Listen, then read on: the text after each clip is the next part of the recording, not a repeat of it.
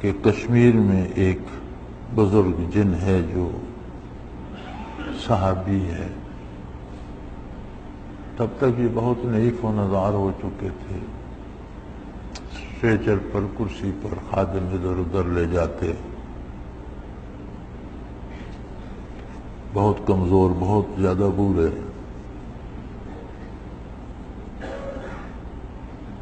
تو مجھے مل کر یہ خواہش ہوئی کہ کتنا ہی اچھا ہو کہ یہ دارالعرفان تشریف لائیں۔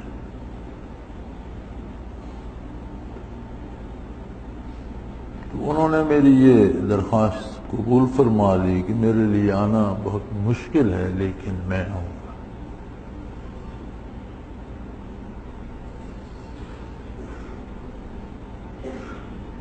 یہ جو ذکر کے انوارات سے زمین منور ہوتی ہے، درخت منور ہوتے ہیں، فضا منور ہوتی ہے، انسانوں کو نظر آئے نہ آئے، جنوں کا جسم لطیف ہوتا ہے انہیں یہ چیزیں نظر آتی ہیں، انہیں ان کے لیے کشف کی ضرورت نہیں کیونکہ وہ خود جسم لطیف ہیں، تو یہ چیزیں انہیں ظاہر باہر نظر آتی ہیں۔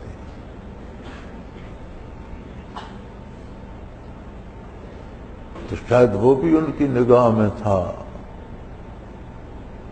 تو تشریف لائے۔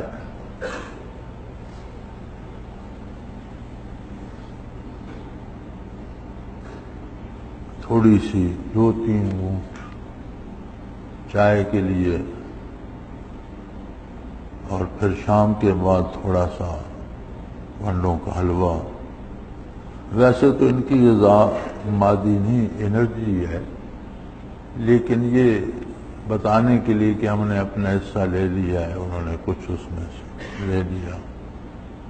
اب اس کا انہوں نے کیا کیا وہ تو ان کے وہ جانے، اور یہ سعادت الحمدللہ نصیب ہوئی۔ اب اس میں تابع کہلا سکتے ہیں یا نہیں، یہ اللہ ہی جانے۔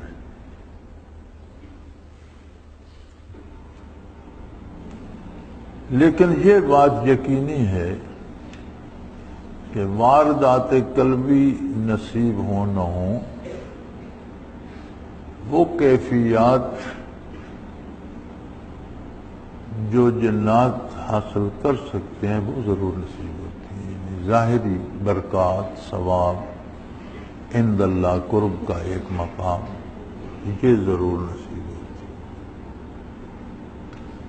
اور پھر اگر اللہ نے وہ مجھے عطا فرمائی ہے تو اس میں میرا تو کوئی کمال نہیں، ہو تو اللہ کی عطا ہے۔ اس کا مطلب ہے کہ جو بھی مسلمان صحیح العقیدہ جب تک مجھ سے ملے گا اس کو بھی وہ برکات پہنچیں گے،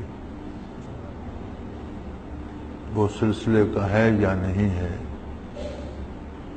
سلسلے کے لوگ تو ایک وجود کا حصہ بن جاتے ہیں، اگر کوئی سلسلہ عالی کا نہیں بھی ہے لیکن وہ مسلمان ہے، اس کا عقیدہ درست ہے، مسلمان سے میری اس کا عقیدہ درست ہو۔ آج عقیدے کے فساد کا زمانہ ہے، اور میں خود ذاتی طور پر یہ سمجھتا ہوں کہ آج کے زمانے میں جو بندہ صحیح عقیدہ لے کر مر جائے وہ ولی اللہ ہے،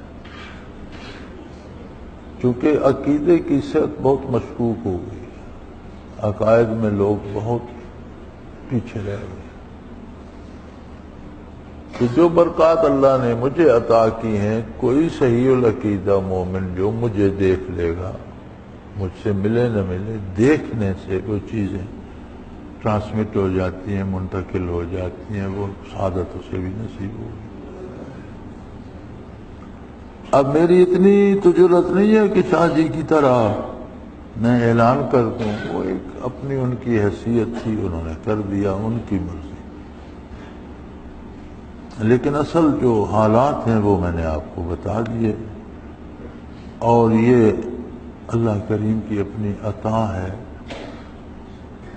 اس میں کسی کا کوئی نہ میرا کوئی کمال ہے نہ کسی اور کا۔ اب ان کا بھی وصال ہو چکا ہے، اور میں نے کوشش کی ہے کہ شاید کہیں کوئی اور بھی ہستی ہو، لیکن کم از کم میرے علم میں نہیں آئی۔ ہو سکتا ہے دنیا بڑی وسیع ہے، کسی گوشے میں کوئی شاید ہو، لیکن میرے علم کے مطابق یہ آخری ہستی تھی جس نے حضور کی صحبت پائی۔ جہاں تک اب تک جو کچھ اللہ نے مجھے بتایا، کل کا پتہ نہیں شاید کوئی ہو، لیکن میں نے بہت کوشش کی، مجھے کہیں روئے زمین پر کوئی ایسا جن نظر نہیں آیا جس نے حضور کی صحبت پائی۔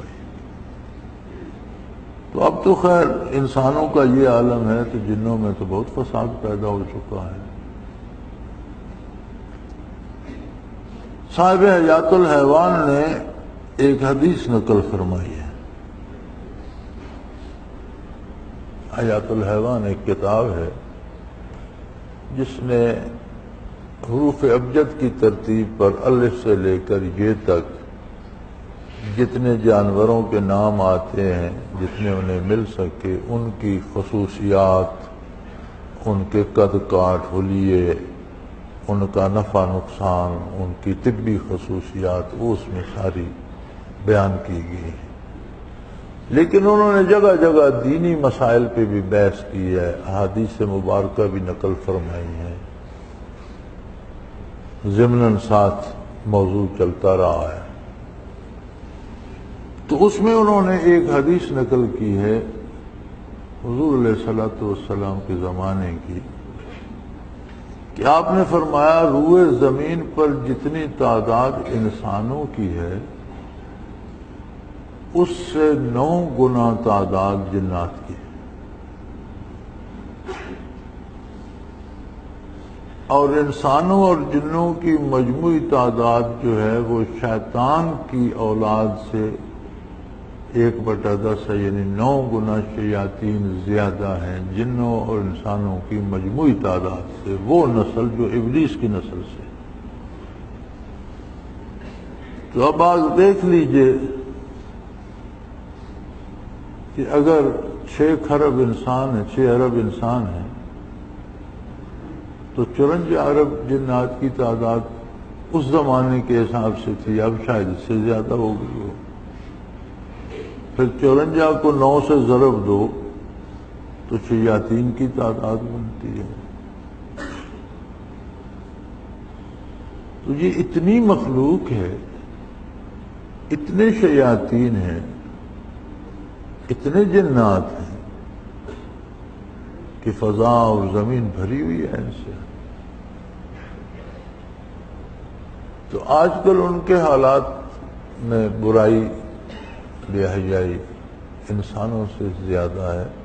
وہ کہ ہیں، نیک بھی ہیں، مسلمان بھی ہیں، اچھے بھی ہیں، لیکن بہت کم ہیں۔ جس طرح انسانوں کا حال ہے اس سے ان کا حال بہت پتلا ہے۔ تو بہرحال اللہ کریم رحم فرمائیں، آپ نے ایک ایسا موضوع چھیڑ دیا کہ کہیں فتوے لگا کر چھوڑیں گے، لوگ ناراض ہوں گے اور کہیں گے یہ دعوے کرتے ہیں۔ میں کوئی دعویٰ نہیں کر رہا، میں نے ایک حقیقت بتائی ہے۔